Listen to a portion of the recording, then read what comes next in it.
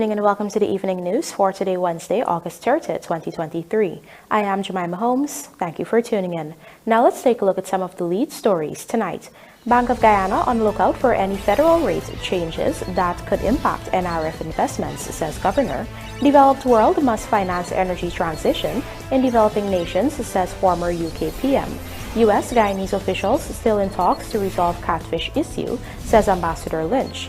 13-year-old drowns at COOMAKA Mines Beach, and mining issues to be addressed as AG reassures of review of Amerindian Act. Now for the news in detail. While Guyana's oil revenue in the Natural Resource Fund currently earns interest in the Federal Reserve, buoyed by favorable interest rates, the Bank of Guyana is assuring that should the rate drop, a long-term instrument will be used. Gerald Bryan reports. In an interview with the media on Wednesday, Bank of Guyana Governor Gobin Ganga was asked about the investment mandate for the Natural Resource Fund.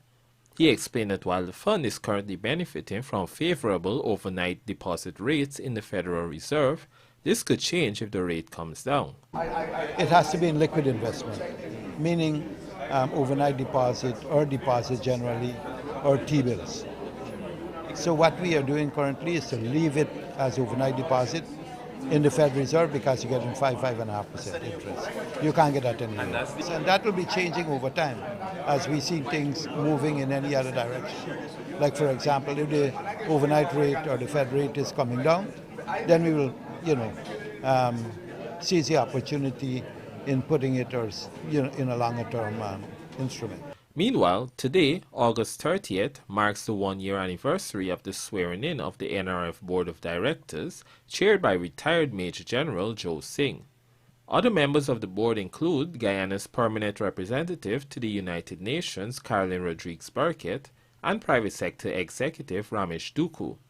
Additionally, former People's National Congress PNC parliamentarian Dunstan Barrow and former Chancellor of the University of Guyana, Professor Compton Bourne, were sworn in.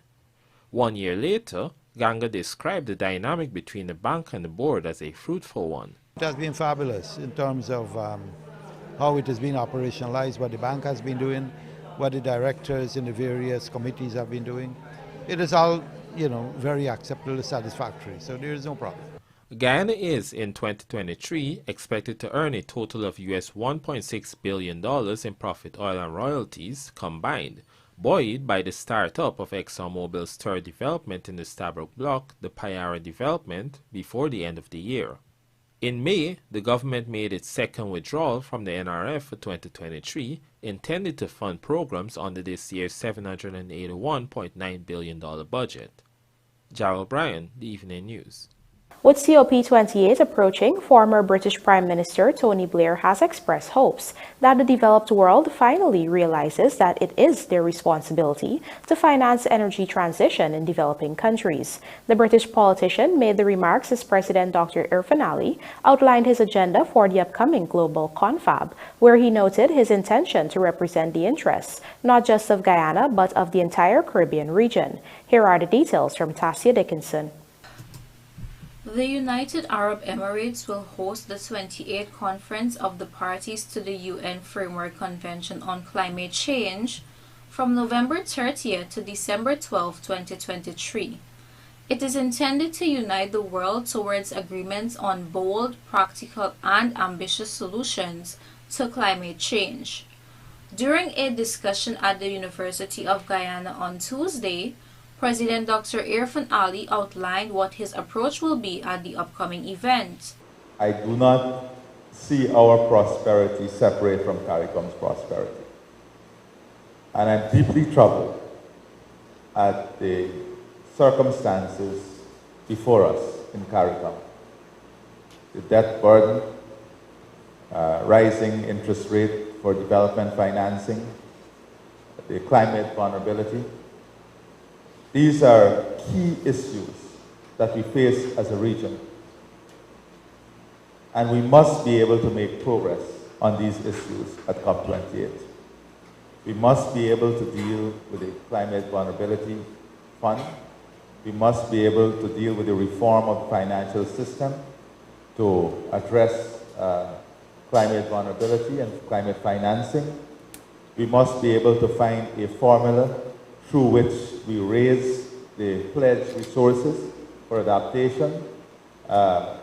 These are first and foremost on my mind as a regional leader, and championing these regional issues is key for me and for Guyana, because as Guyanese, I always say, we must never ever forget that we are part of a wider collective whole, and we must always definitively and openly and honestly represent that collective whole, even when we believe that, where in the past we were dealt a bad hand. That's the past. It is now about us utilizing our position to benefit the collective whole. For his part, former British Prime Minister Tony Blair emphasized that the developed world must take their responsibilities in the fight against climate change more seriously. Here's the problem that you have on climate change today. The developed world, the West, Europe, America, the developed countries of the world, have created the problem. But in the future, as the developing world grows, particularly China, India, Southeast Asia, by 2030, the combined emissions of America and Europe will be roughly 20%. The combined emissions of India and China and Southeast Asia, excluding India, will be almost 70%. Right. But these countries have got to grow. This is why Guyana is such an interesting country, because you're going to have to develop. Right? You will have the capacity to develop with the oil and gas industry, but at the same time, you want to be responsible stewards of the environment. So you, in a way, here almost personify as a nation the dilemma that the world has. So how do you get your way out of it? Because, as I always say to you can't tell countries they can't develop. My institute works in countries all over the world. We do a lot of work in Africa. These countries have got to develop. So, for example, they need to use gas as a transitional fuel, and anything else is just completely, unrealistic. So, how do you finance that energy transition? Now, I hope that this COP comes out with a significant and improved framework whereby the developed world realizes its job is to help that process of financing the energy transition in the developing world. Vice President Dr. Bara Jagdeo has already said he is not too optimistic about the outcome of the upcoming COP28, maintaining his position that fossil fuel of the future should come from developing countries like Guyana. Jagdeo had also lamented that the developed world is not fulfilling its basic promise to set aside US $100 billion per year for climate action. Tasia Dickinson, The Evening News. Today marks day 15 of a strike organized by workers of the Guyana Sugar Corporation, GUYSUCO, who are demanding, among other things, better compensation. But as we hear in this Pooja Rambaran report, Attorney General and Legal Affairs Minister Anil Nandlal says the demands of the workers are not reasonable. Initially scheduled for an earlier reopening next month, the Rose Hall estate will now commence operations on September 23rd. They said that the government at that time, that was the Pacific government, was robbing sugar workers, and they got give them between 10 to 20%, not 20% increase. When I got into office, they closed 4 sugar estates. We are on the verge. Next month on the 23rd, Rose Hall Estate will come back into operation. Right? That's a commitment we made to the people of this country. A promise we made to the people of this country that we will reopen the closed sugar estate. However, there's a slight problem. Some 270 workers were supposed to be transferred from the Albion and Blairmont sugar estates to work at Rose Hall, but they went on strike, objecting to the relocation.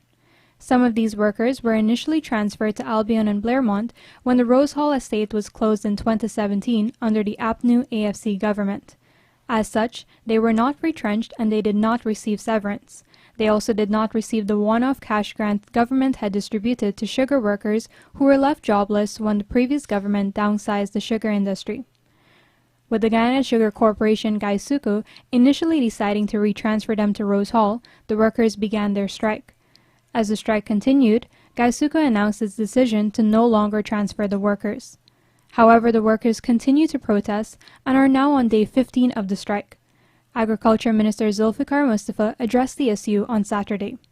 This morning, on the Kanji turn, there were some sugar workers, about 50 sugar workers, and that nuisance, Ramjatan, has the audacity to go there and tell the sugar workers that he, in the National Assembly, he helped the PPP get money to go and pay them their severance before to go back.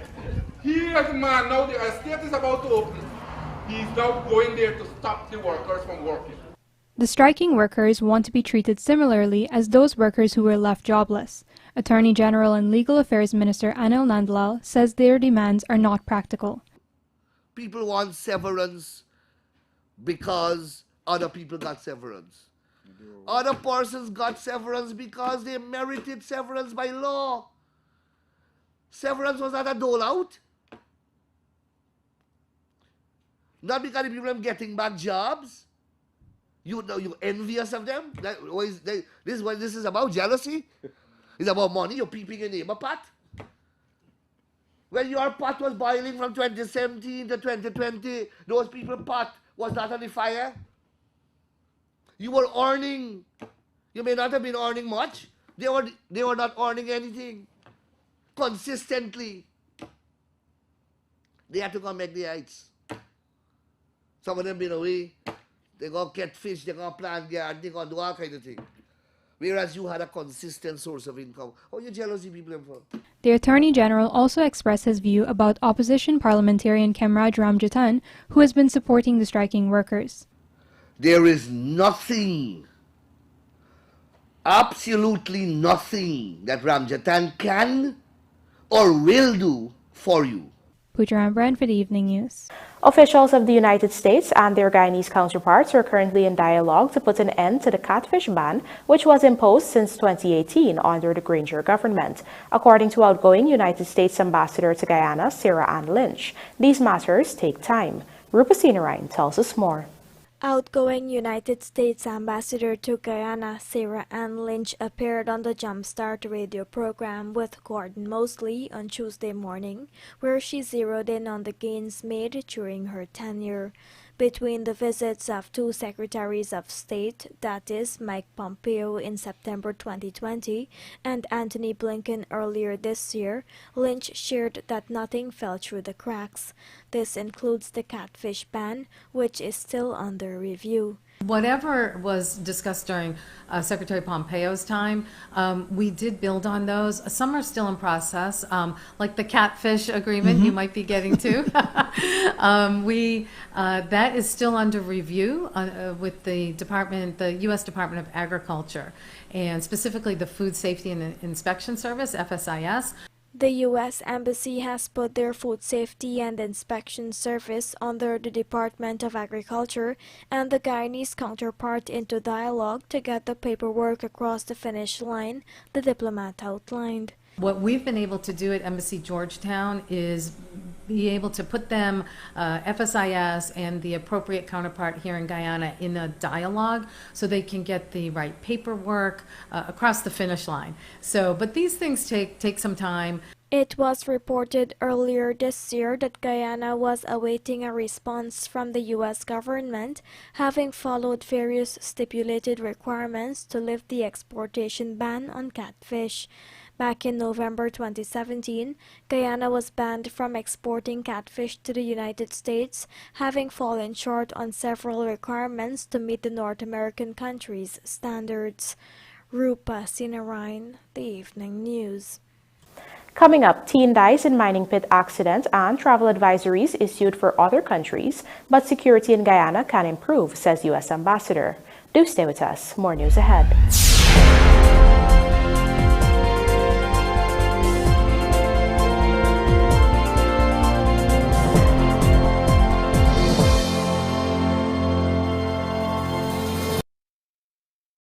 Traveling soon?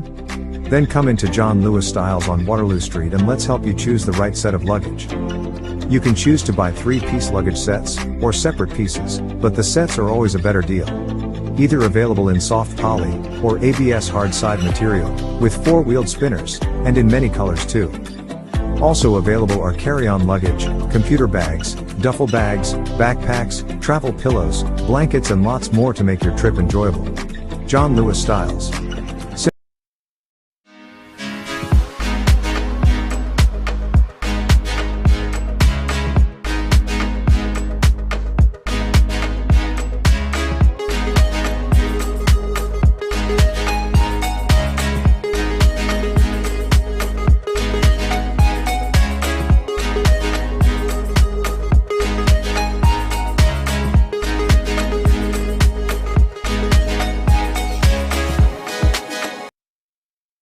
Superbet, your best bet.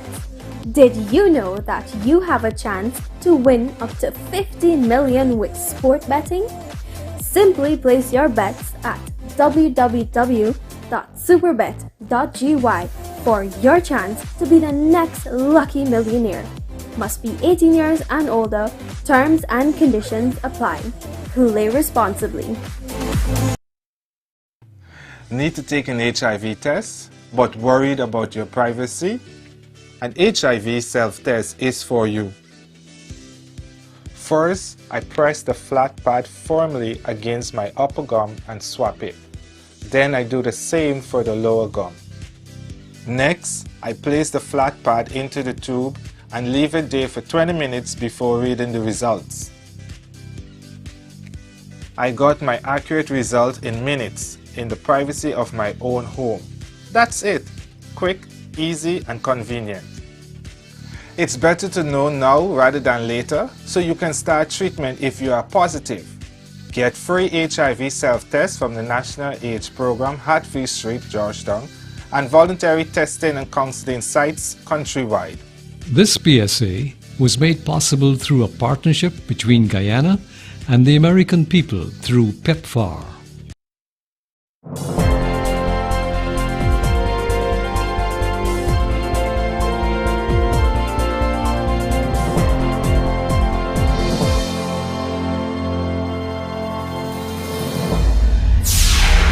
Welcome back. You're watching the evening news. Anthony Richard, a 17-year-old miner of Purica, East Bank Essequibo, is now dead following a mining pit accident. The incident occurred at around 15 hours 30 on Tuesday at Kalpen Bagdam, Puruni River, Region 7. Police say the teen owned a 4-inch land dredge, which he operated at the said location with the assistance of 3 workers.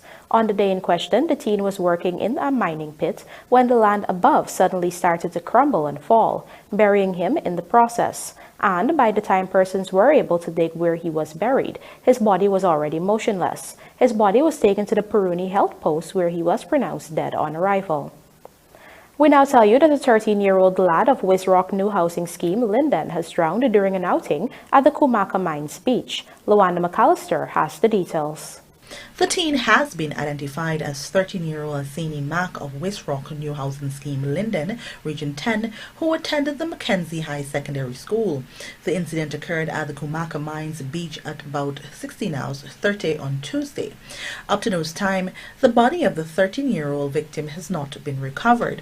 Police said at around 14 hours, the 13-year-old had left his home in the company of a 29-year-old Canadian national, his 25-year-old wife, an American national, board of Karakara Mackenzie Linden, and 4 other juveniles to go swimming at the beach. 2 others were the victim's brothers, while the other 2 were their friends.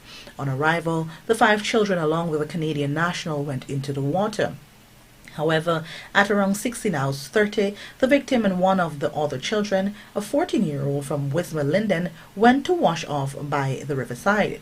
Police explained that as they began to walk towards the center of the river, the water started to flow at a fast rate, causing Mack to go underwater. As they began to shout for help, the 29-year-old Canadian national rushed to their assistance and managed to rescue the 14-year-old. The man attempted to rescue the 13-year-old, but by that time, he had already disappeared. In an interview with the Evening News, the teen's mother, Serenzi Sobers, explained that her family had formed a bond with the couple over the past 5 years after meeting them at an Islamic camp. Apparently, what happened, my children went to camp. Islamic camp, and they met some children from COOMAKA Mine. And probably they went up to visit them sometime. And when they come, You see all the beach and thing. But they didn't have the opportunity to swim or spend more time. So the man just make another arrangement. The man is come for them. They go to the man. They go camp. The man kind of buy ice cream. Somebody that are familiar with the man come by me. Teach them Islamic. Play with them. Is playing football. He's bringing these other two boys too. It's not no stranger. It's not like a stranger. They go with somebody that know about 5 to 6 years. I didn't want to know. If somebody that's come by me, know me and thing like that. Somebody's eat, drink, and everything with me. It's not no stranger. I know a Sonny. We go quick and he said, I'm going to wash my foot. And when you throw your back, you gonna take a little swim. She said the death of her son has hit her hard because he was her first child and they shared a special bond. Reporting for the Evening News, I am Lawanda McAllister. Outgoing United States Ambassador to Guyana, Sarah Ann Lynch, explained the travel advisories warning American citizens about dangers in Guyana are also issued for other countries. Nonetheless, she did emphasize the need for security to be enhanced locally. Tasia Dickinson tells us more. Those advisories that you mentioned, that's a global effort of State Department. So it's certainly, they're not issued just for Guyana by any means. Back in Washington, analyze situations on the ground in virtually every country. And the goal is to give U.S. citizens a heads up if they need to watch themselves in any particular setting. So our goal is to have fewer of those. Outgoing United States Ambassador Sarah Ann Lynch during a recent Jumpstart program with Gordon Mosley. The United States would time and time again issue travel advisories cautioning its citizens about the dangers of certain parts of Guyana. Commenting on the U.S. most recent advisory this month, President Dr. Irfan Ali had noted that these notices are nothing new and that Guyanese too share security concerns when traveling to the U.S. Nevertheless, Ambassador Lynch expressed that the U.S. has been helping Guyana to develop its security sector, which is essential for attracting investors and more. It's important for Guyana to improve its security in order to attract more and more investors here. Investors really want safety, security, predictability, as we know. So very, very important. So we are working closely to improve that capacity, improve the professionalization of the forces, but give them tools that they can use to do that work on the ground. Ambassador Lynch outlined that the goal of deepening relations between both countries when she entered office has been realized through various partnerships to foster enhanced security and good governance. Lynch noted too that they have brought a plethora of U.S. businesses here.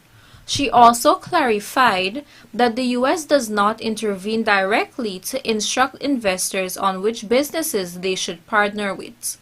What we do is we give them broad information and allow them to do their kind of cost-benefit analysis and determine who should be a local partner. But we do encourage all U.S. businesses to exercise due diligence, do their homework. I'm always telling businesses to do your homework, come to Guyana with a plan, have a vision for what you want to do, and then engage with a local partner, meet several of them, and determine who you want to work with. Tasia Dickinson, The Evening News. With the aim of bringing clarity on a number of ambiguous provisions, the government will be reviewing the Amerindian Act, and according to Attorney General and Legal Affairs Minister Anil Nandlal, this process will involve widespread consultations with the indigenous community across the country. Find out more in this Vanu Manikchand report. Attorney General and Legal Affairs Minister Anil Nandlal made this disclosure while talking about the ongoing National Tushaus Council Conference, a week-long activity that highlights and addresses issues affecting the Amerindian community in Guyana. Nandlal noted that among the important matters to be discussed is the reformation of the Amerindian Act.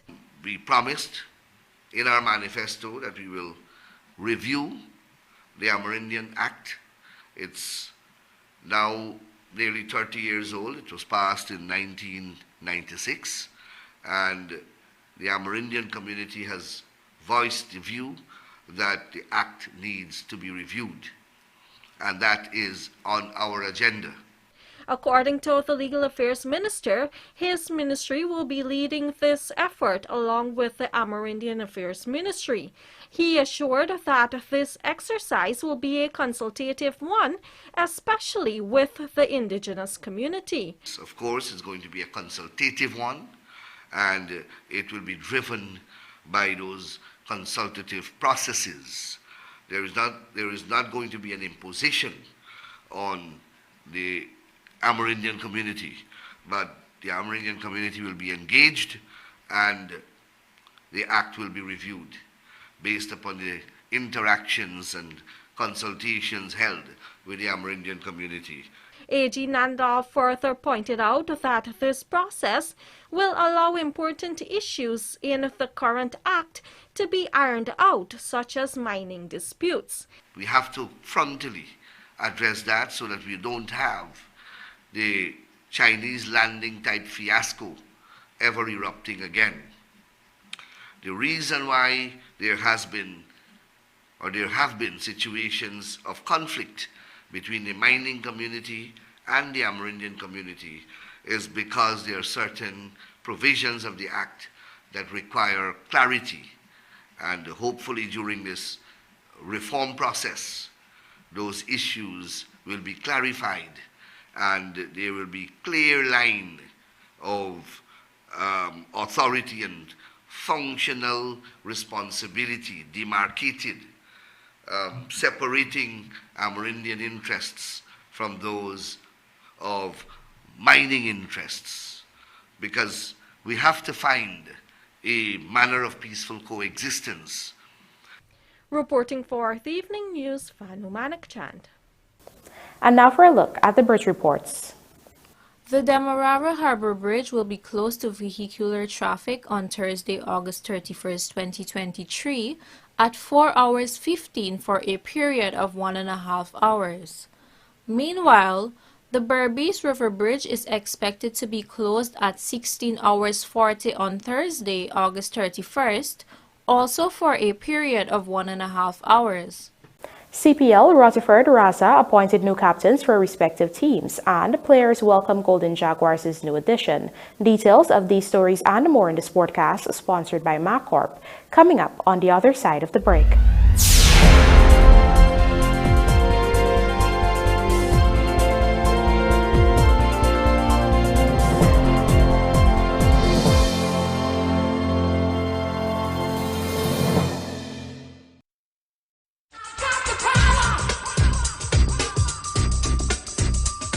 Poultry farmers, save money and increase your production rate by cutting the time it takes to pluck your chickens with a plucking machine from Sylvies. We have them available in small, medium and large sizes. Replacement motors and plucking fingers are also readily available. Order yours now at sylviesonline.com or at our locations at 31 High and Hatfield Street, Georgetown, or Lot 90 East Henrietta, Essequibo.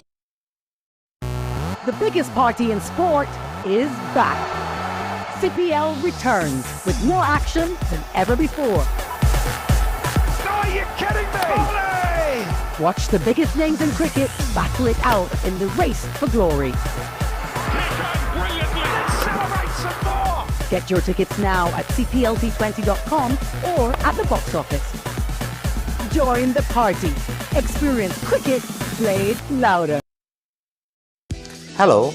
I am Dr. Tariq Jagnarang, Program Manager of the National AIDS Program Secretariat, Guyana.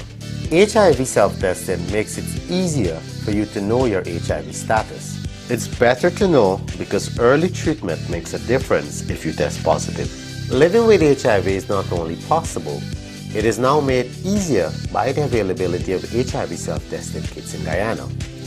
HIV is no longer life-threatening, it is life-changing.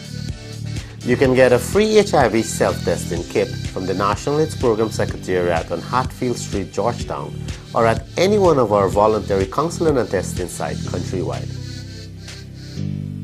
This PSA was made possible through a partnership between Guyana and the American people through PEPFAR.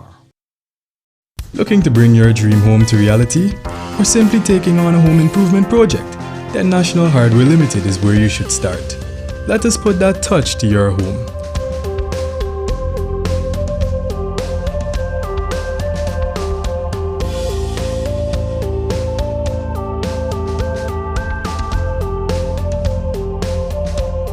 Choose from over 1,000 Berger Paint original hues for any surface.